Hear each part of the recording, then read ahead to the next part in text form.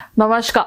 पश्चिम बंगाल में चल रही एसआईआर प्रक्रिया को लेकर सुप्रीम कोर्ट में एक बार फिर अहम सुनवाई हुई। इसी दौरान आधार कार्ड डॉक्यूमेंट्स की वैलिडिटी और कथित तार्किक को लेकर जमकर बहस देखने को मिली। सुनवाई के दौरान सुप्रीम कोर्ट ने संविधान के आर्टिकल 142 के तहत अपनी विशेष शक्तियों का इस्तेमाल किया।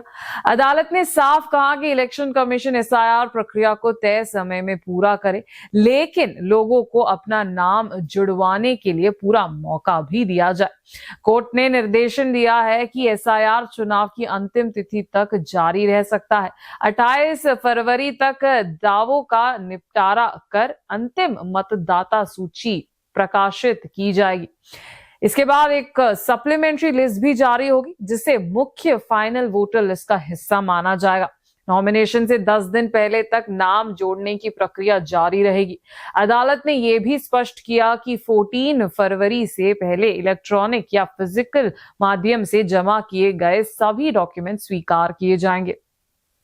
सुनवाई के दौरान आधार कार्ड को मान्य डॉक्यूमेंट्स की लिस्ट में रखने को लेकर फिर से सवाल उठे, लेकिन कोर्ट ने साफ कहा कि जब तक जन प्रतिनिधित्व अधिनियम 1950 में आधार को वैलिड डॉक्यूमेंट माना गया है, तब तक अदालत भी इसे स्वीकार करेगी।